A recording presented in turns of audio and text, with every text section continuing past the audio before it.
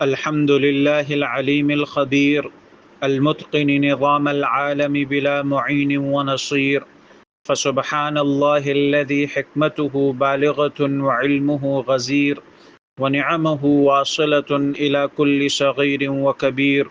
ونشهد أن لا إله إلا الله وحده لا شريك له في نقير ولا قطمير. ونشهد أن سيدنا ومولانا محمدا عبده ورسوله الذي هدانا بكتاب منير ودعانا إلى الله بالإنذار والتبشير. صلى الله تعالى عليه وعلى آله وأصحابه ما دامت الكواكب تصير. أما بعد، فقد قال الله تبارك وتعالى في القرآن المجيد: أعوذ بالله من الشيطان الرجيم، بسم الله الرحمن الرحيم.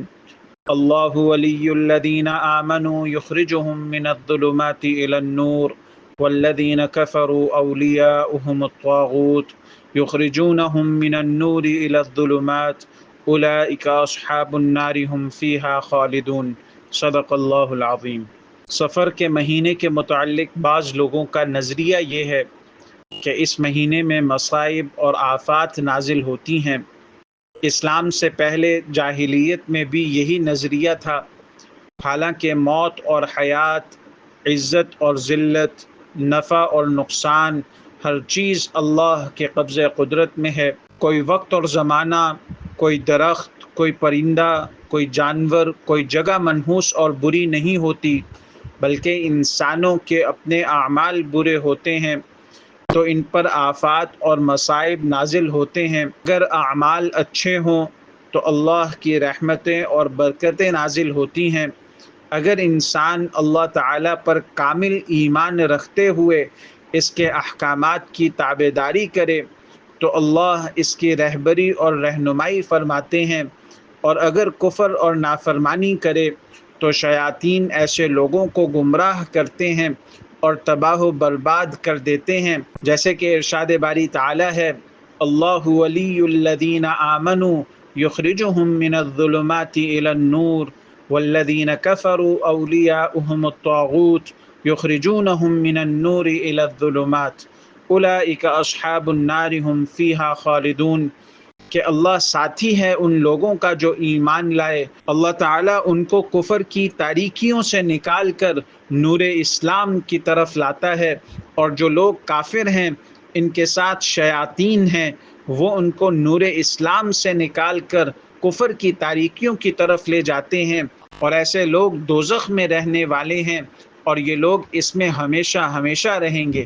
اس آیت سے معلوم ہوا کہ ایمان اور عمل صالح کی برکت سے آدمی نور اور روشنی اور بصیرت میں رہتا ہے، اور کفر اور نافرمانی کی وجہ سے آدمی اندھیروں وغیرہ میں رہتا ہے.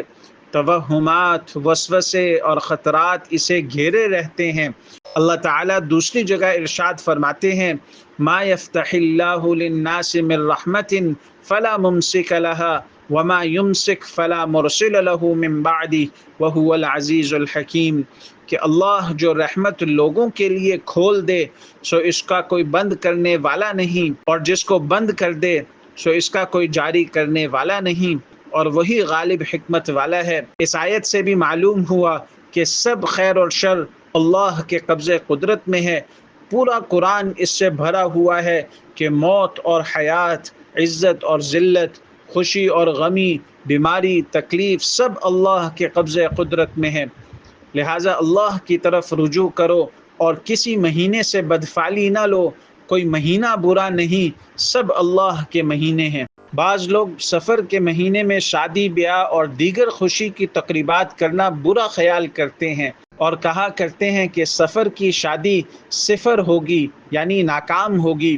اور اس کی وجہ عموماً ذہنوں میں بھی یہی ہوتی ہے کہ سفر کا مہینہ نامبارک اور منحوس مہینہ ہے، لہٰذا سفر کا مہینہ گزرنے کا انتظار کرتے ہیں، اور پھر ربیع الاول کے مہینے میں اپنی تقریبات شروع کرتے ہیں. اس وہم پرستی کا دین سے کوئی واسطہ نہیں. اگر اللہ تعالیٰ پر توکل اور اعتماد ہو تو انسان کو کوئی چیز نقصان نہیں پہنچا سکتی. اللہ تعالیٰ کا ارشاد ہے: وَمَن يَتَوَكَّلْ عَلَى اللَّهِ فَهُوَ حَسْبُهُ. کہ جو شخص اللہ پر توکل کرے گا اللہ اس کو کافی ہے۔ آدمی کے دراصل اعتقادات کمزور ہوتے ہیں تو ہر چیز سے ڈرتا ہے، لیکن جب یقین پختہ ہو اور اعتماد اور توکل علی اللہ مضبوط ہو تو پھر کوئی فکر کی بات نہیں ہوتی۔ حضرت ابراہیم بن ادہم رحمۃ اللہ علیہ نے فرمایا کہ لوگوں نے ایک شخص سے پوچھا تو ہمیشہ عبادت میں مصروف رہتا ہے، روزی کہاں سے کھاتا ہے؟ اس نے دانتوں کی طرف اشارہ کیا اور کہا کہ جس نے یہ چکی بنائی ہے وہ روزی بھی دیتا ہے۔ اللہ کی رحمت ہے اور ایمان کا ثمرہ ہے کہ آدمی اپنی طرف سے جائز اور حلال محنت اور کوشش کرے، پھر اللہ پر بھروسہ کرے، اسباب کا اختیار کرنا بھی اللہ کی طرف سے سمجھے۔ ہر مسلمان کو یہ پختہ اعتقاد رکھنا چاہیے کہ حقیقت میں نہ جراثیم بیمار کرتے ہیں، نہ دوا شفا دیتی ہے، بلکہ بیماری بھی اللہ تعالیٰ ہی کی طرف سے آتی ہے۔ اگرچہ جراثیم واسطہ بن جاتے ہیں اور شفا بھی صرف اور صرف اللہ تعالیٰ ہی عطا فرماتے ہیں، اگرچہ دوا ذریعہ شفا بن جاتی ہے۔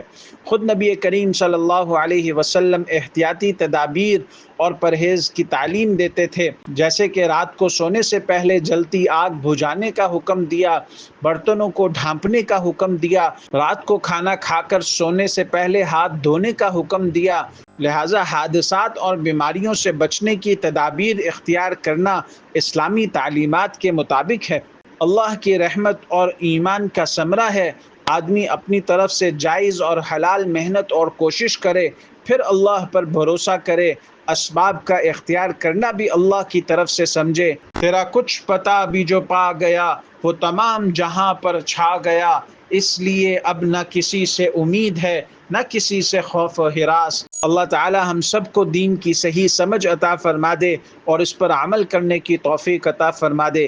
وآخر دعوانا ان الحمد للہ رب العالمین۔